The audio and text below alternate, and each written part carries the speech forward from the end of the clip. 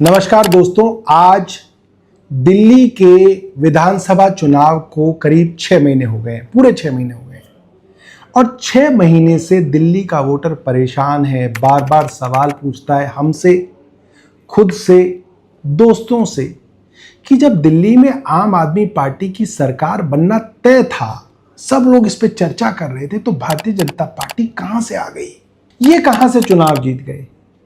मुझे लगता है कि कल की राहुल गांधी जी की प्रेस वार्ता से इसके ऊपर दोबारा ध्यान सारे देश का गया है। हालांकि राहुल गांधी जी ने दिल्ली का नाम नहीं लिया है। मैं लोगों को याद दिलाना चाहूंगा, दिल्ली का चुनाव 5 फरवरी को हुआ और दिसंबर जनवरी लगातार आम आदमी पार्टी के नेता अरविंद केजरीवाल जी, आम आदमी पार्टी के और नेता प्रेस वार्ता करके, इलेक्शन कमीशन को बार बार शिकायतें देके, सबूत देके, एविडेंस के साथ शिकायतें करके ये बताते रहे कैसे दिल्ली में अलग अलग विधानसभाओं में वोटर मैनिपुलेशन, वोटर लिस्ट की मैनिपुलेशन हो रही है। जिस वोटर लिस्ट की मैनिपुलेशन को आज कांग्रेस फ्लैग कर रही है, उसके बारे में अरविंद केजरीवाल 2 महीने पहले सबूतों के साथ प्रेस वार्ता कर रहे थे। उस वक्त हमारे बाकी लोगों ने शायद इस पे बहुत ज़्यादा ध्यान नहीं दिया, या शायद दिल्ली पे ध्यान देने की दिलचस्पी लोगों की कम थी। 29 दिसंबर 2024 चुनाव से करीब 1.5 महीने पहले अरविंद जी ने प्रेस वार्ता की और उन्होंने बताया कैसे नई दिल्ली विधानसभा में, जहां से वो चुनाव लड़ते हैं, वहां पे वोटर रिवीजन होने के बाद, यानी कि सरकार की तरफ से बीएलओ एक एक घर में गया, उसने देखा कि कौन नया आदमी आया है, कौन पुराना आदमी शिफ्ट हो गया है, कौन डेथ कर गया है। ये सब होने के बाद जब रिवाइज लिस्ट छप जाती है 29 नवंबर को, उसके बाद लगातार रोज कुछ सस्पिशियस लोग जो किसी एक पार्टी से जुड़े हुए थे, वो लगातार दिन की 1000 एप्लीकेशन, 800 एप्लीकेशन एक विधानसभा नई दिल्ली में दे रहे थे कि 1000 वोट काट दिए जाएं, 800 वोट काट दिए जाएं, 300 वोट काट दिए जाएं, 1500 वोट बना दिए जाएं। और ये ट्रेंड चल रहा था नई दिल्ली विधानसभा में।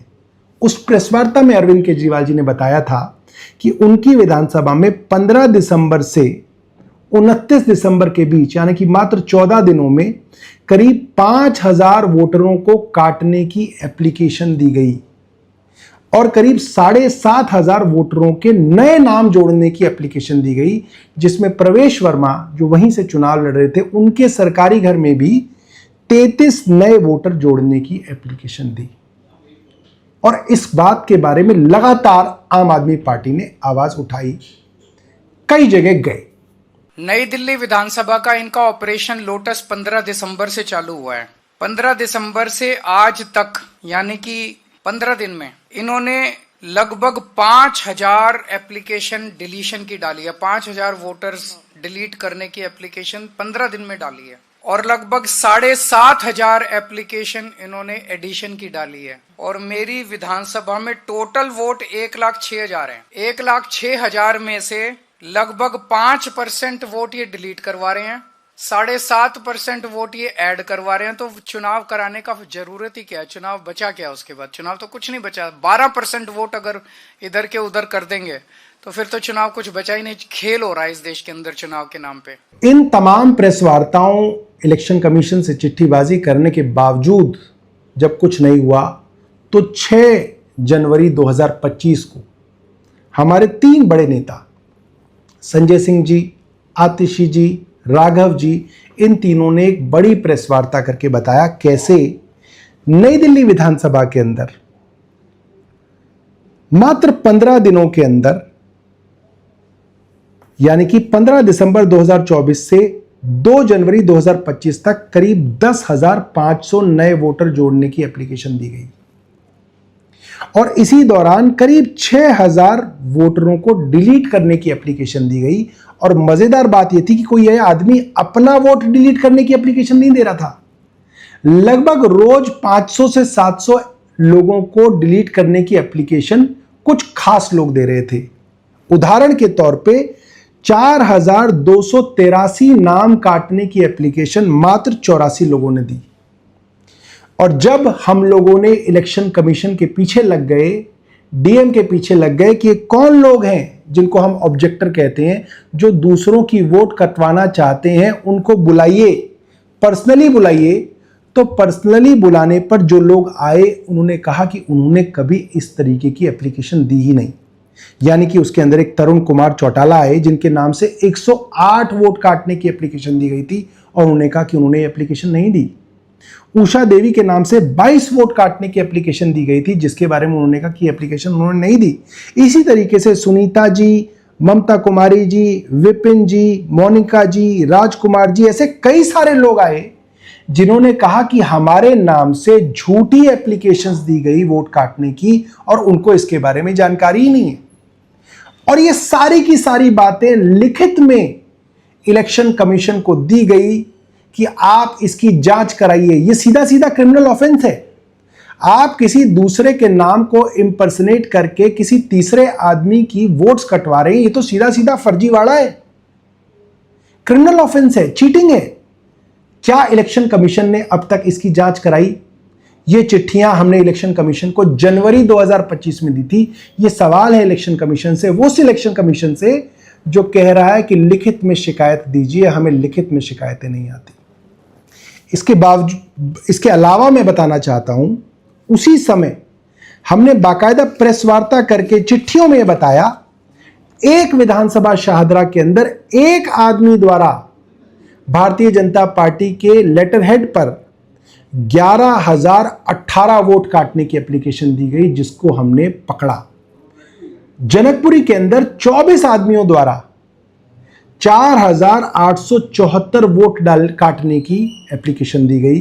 करावल नगर में ध्यान दीजिएगा कि जनकपुरी से चुनाव जो है आशीष सूद जीते हैं जो भारतीय जनता पार्टी के मंत्री हैं, और करावल नगर से जहां से कपिल मिश्रा जीते हैं वहां से 2 एप्लीकेशन दी गई थी जिसमें 3,260 वोट काटने की अर्जी लगाई गई थी। तो ये मामला कोई ऐसा नहीं है कि कल राहुल गांधी जी ने उजागर किया, मगर हमारी तकलीफ और हमारा ऐतराज राहुल गांधी जी से ये जरूर है कि जब राहुल गांधी जी ने कल इस प्रेस वार्ता को किया तो उन्होंने महाराष्ट्र का नाम लिया, उन्होंने हरियाणा का नाम लिया, उन्होंने कर्नाटका का नाम लिया, उन्होंने दिल्ली का नाम नहीं लिया। दिल्ली क्या देश में नहीं है राहुल गांधी जी? जब अरविंद केजरीवाल जी, संजय सिंह जी, राघव भाई, आतिशी जी ये सब प्रेस वार्ता करते थे और हम लोग चीख चीख के बता रहे थे कि दिल्ली में वोटों का फर्जीवाड़ा हो रहा है, तब कांग्रेस भी तो दिल्ली में चुनाव लड़ रही थी। कांग्रेस ने क्यों नहीं समर्थन किया आम आदमी पार्टी का कि हां इलेक्शन में फर्जीवाड़ा हो रहा है, वोटों में फर्जीवाड़ा हो रहा है, वोटों की चोरी हो रही है? राहुल गांधी जी भी तो आए थे इलेक्शन में प्रचार करने, राहुल जी ने क्यों नहीं समर्थन किया इस बात का? क्यों संदीप दीक्षित इस बात के लिए आम आदमी पार्टी का मजाक उड़ाते थे? सुनिए, वीडियो में सुनिए। दोनों पार्टियां चाहती हैं कि कहीं और को मोड़ दें। कहीं कोई कहता है वोटर लिस्ट मैनिपुलेट हो रही है, कोई कहता है कोई बांग्लादेशी घूम रहा है, कोई कहता है कि मंदिर टूट रहे हैं जबकि न मंदिर टूट रहा है न मस्जिद टूट रहा है, कोई कुछ और इश्यू पे जा रहा है। तो ये देखो ये चीजें क्या है, आगे मैं बात कह रहा हूं, ये मुद्दों से चीजों को भटकाने की है। किसी एक का वोट है नहीं है, आपने वोट चेक किया नहीं किया। देखिए इस वीडियो से साफ है कि कांग्रेस पार्टी जिसके leader of opposition Rahul Gandhi ji हैं, उन्होंने बहुत अच्छी प्रेस वार्ता की, कल उन्होंने प्रेस वार्ता की, अच्छा किया। मगर जब इस तरीके की प्रेस वार्ता अरविंद केजरीवाल कर रहे थे दिल्ली के बारे में, तो कांग्रेस उस समय भारतीय जनता पार्टी की गोद में बैठी हुई थी। इसका हमें दुख है। और जब कांग्रेस अपोजिशन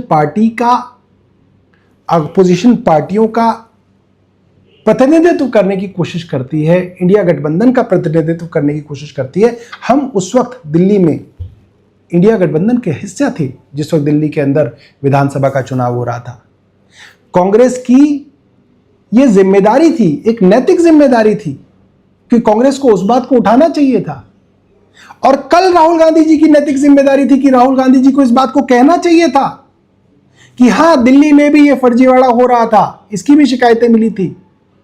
जब राहुल गांधी जी कहते हैं कि 6 महीने हमने टीम लगाई और हमने इसकी जांच कराई, तो आज से ठीक 6 महीने पहले दिल्ली का चुनाव 8 फरवरी तक हो चुका था। राहुल गांधी जी ने दिल्ली की जांच क्यों नहीं करानी चाहिए? इस बात से पीड़ा होती है।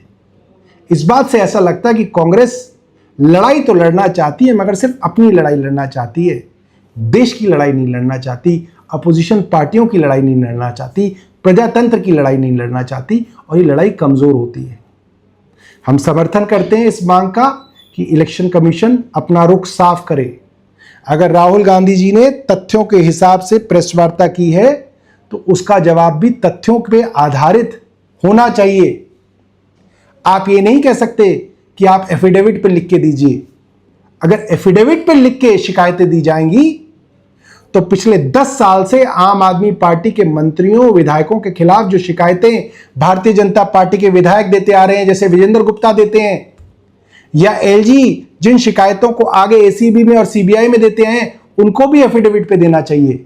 विजेंद्र गुप्ता जी और भारतीय जनता पार्टी के एलजी और इन तमाम लोगों को एफिडेविट पे शिकायत करनी चाहिए, ताकि जब शिकायत के अंदर कुछ ना निकले तो इन लोगों के ऊपर, एलजी के ऊपर, विजेंद्र गुप्ता के ऊपर, इस तरीके के लोगों के ऊपर जो है कार्रवाई की जा सके।